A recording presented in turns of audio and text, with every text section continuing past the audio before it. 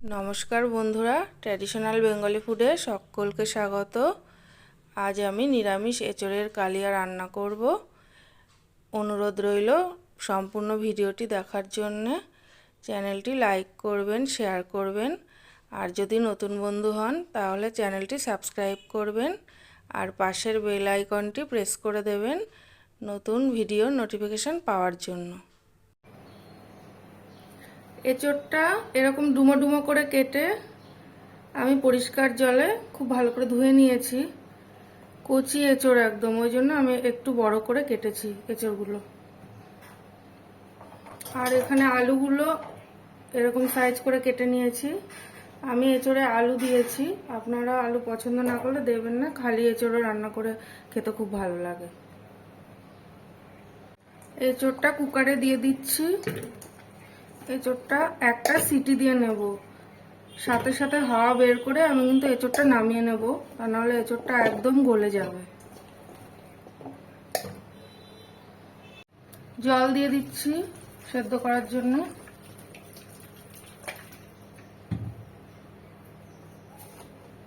এবার দিয়ে দিচ্ছি লবণ, আর দিয়ে দিচ্ছি একটু হলুদের গুঁড়ো, এঁচোড়টা যাতে কালো না হয় তার জন্য। উপর থেকে আবারও একটু জল দিয়ে দিলাম।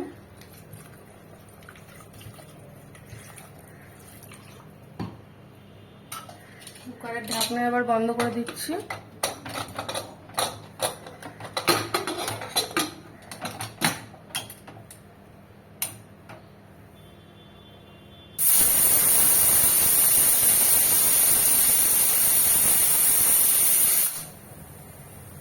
কড়াই গরম হয়ে গেছে, কড়াই আমি সরষের তেল দিয়ে দিচ্ছি আলুটা ভেজে নেওয়ার জন্য।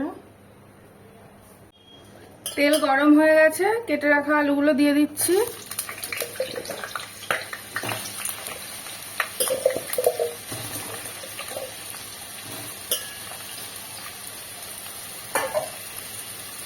দিয়ে দিচ্ছি লবণ, দিয়ে দিচ্ছি হলুদের গুঁড়ো,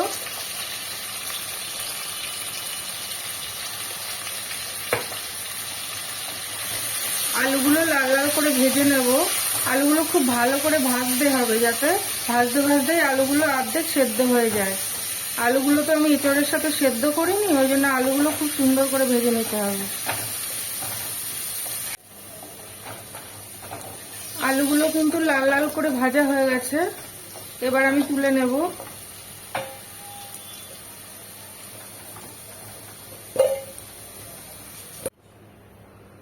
ওই তেলের মধ্যে আমি এঁচোড়টা ভেজে নেব।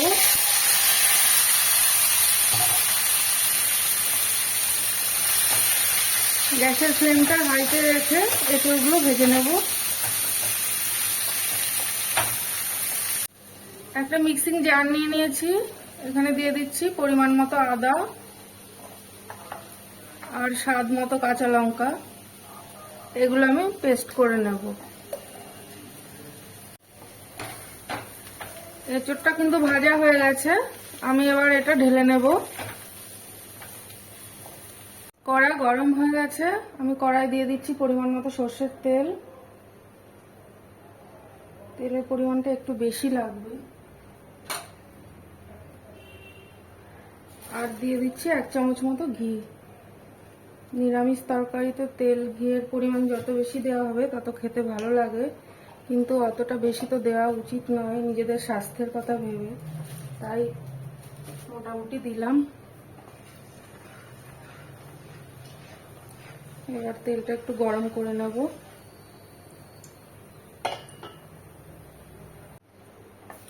তেল গরম হয়ে গেছে, আমি এবার এতে ফোড়ন দিয়ে দেব। ফোড়নের জন্য নিয়েছি গোটা জিরে, তেজপাতা, শুকনো লঙ্কা আর গোটা গরম মশলা। 1/2 টিস্পুন মতো গোটা জিরে আছে।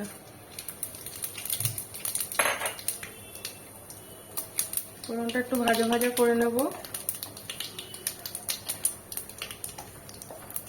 ফোড়নটা ভাজা ভাজা হয়ে গেছে, খুব সুন্দর গন্ধ বেরিয়েছে। এবার এতে আমি মশলা দিয়ে দেব। মিক্সিতে পেস্ট করে নিয়েছিলাম, ওই মশলাটা দিয়ে দিচ্ছি। আদা আর কাঁচা লঙ্কা,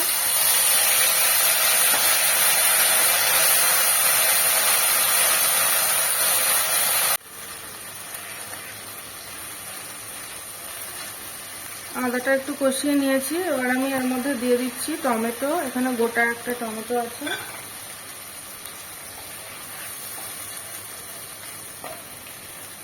এবার আমি মশলা দিয়ে দেবো।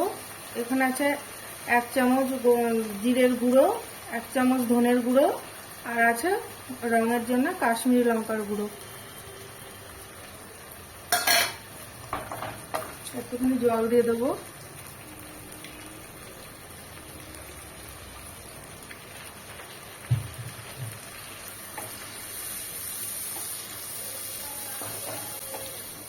এবার এর মধ্যে আমি লবণ দিয়ে দেবো।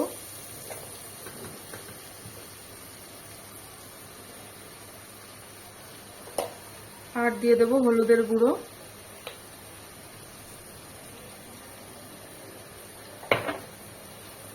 মশলাটা এবার আমি খুব সুন্দর করে কষিয়ে নেব। এখানে নিয়েছি 4 মগজ আর পোস্ত 1 চামচ মতো। মশলাটা কষাতে কষাতে এটা আমি একটু মিক্সিতে পেস্ট করে নেব। মশলাটা কষানো হয়ে গেছে। আমি এবার এতে দিয়ে দেবো পোস্ত আর 4 মগজ বাটা। আমি কিন্তু পোস্তটা একদম মিহি করে বেটে নিইনি।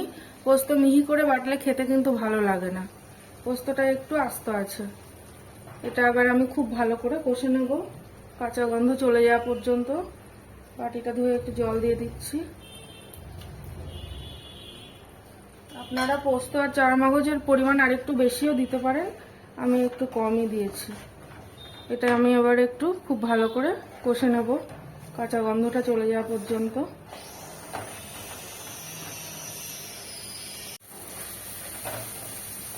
মশলা কিন্তু কষানো হয়ে গেছে, মশলা থেকে একদম তেল ছেড়ে এসেছে।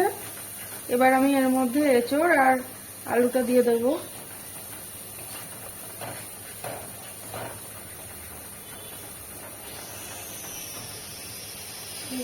ভেজে রাখা এঁচড়টা দিয়ে দিচ্ছি।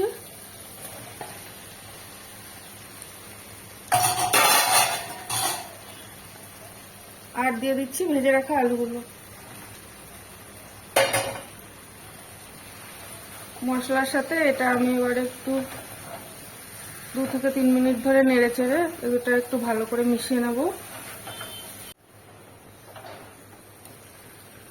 এঁচড়টা মশলার সাথে কষানো হয়ে গেছে। আমি 5 মিনিট ধরে এটা কষিয়ে নিলাম। এবার এর মধ্যে আমি একটু চিনি দিয়ে দেব। এই 1 চামচ চিনি দিয়ে দিচ্ছি। নিরামিষ তরকারি একটু মিষ্টি মিষ্টি খেতে ভালো লাগে।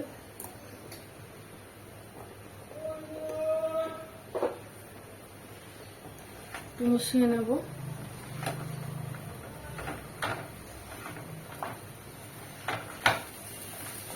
কষানো হয়ে গেছে। এবার আমি এর মধ্যে জল দিয়ে দেবো।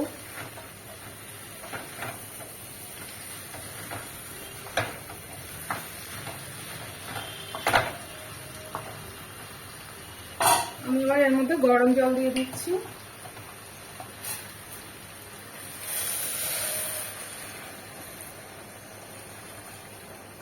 একটু জল দেবো, একটু ফুটবে হাই ফ্লেমে।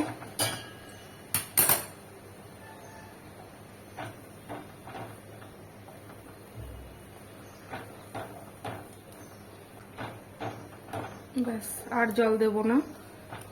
এঁচড়টা আমি একটু মাখা মাখা করব, বেশি ঝোল করব না।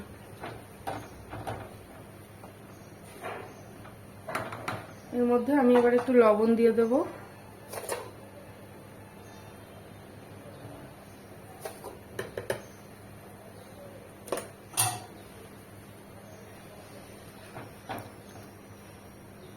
দশ মিনিটের জন্য আমি এবার এটা একটু ঢাকা দিয়ে দেব। গ্যাসের ফ্লেমটা হাইতে রেখে এটা আমি একটু ফুটতে দেব।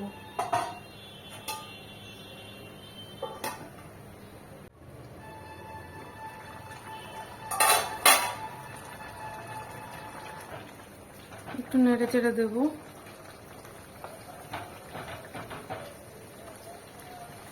আলুটা সেদ্ধ হতে এখন একটু বাকি আছে। গ্যাসের ফ্লেমটা লোতে রেখে আবার 10 মিনিটের জন্য একটু ফুটতে দেবো। এঁচড়ের তরকারি একটু জাল লাগে, একটু বেশিক্ষণ ফোটালে খেতে ভালো হয়। এবার আমি গ্যাসের ফ্লেমটা একটু কমিয়ে দেব, দিয়ে আবারও 10 মিনিট আর একটু জাল দিয়ে নেব। একটু ঢাকা দিয়ে দিচ্ছি।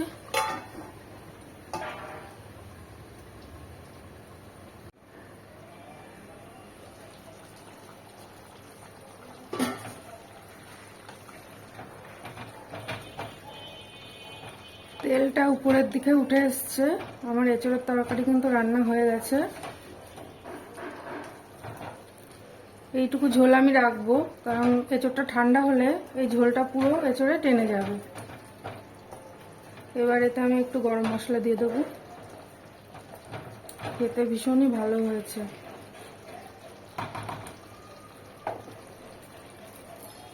এই যে হাফ টিস্পুন মতো গরম মশলা দিয়ে দিচ্ছি। আমি আর এতে ঘি দেব না, রান্নার আগে আমি ঘি দিয়েছিলাম এতে। আপনারা চাইলে একটু দিতে পারেন, যারা খেতে ভালোবাসেন ঘি রান্নায়। এইভাবে রান্না করে খেয়ে দেখবেন, ভীষণ ভালো লাগবে। পোস্ত চারমগজ বাটাটা দেওয়ায় এঁচোড়ের স্বাদটাই পাল্টে গেছে। এই দিয়েই সব ভাত খাওয়া হয়ে যাবে। গরম মশলাটা দিলাম, আমি এবার এটা একটু 2 মিনিট ঢাকা দিয়ে রেখে দেবো, তারপর কিন্তু নামিয়ে নেব।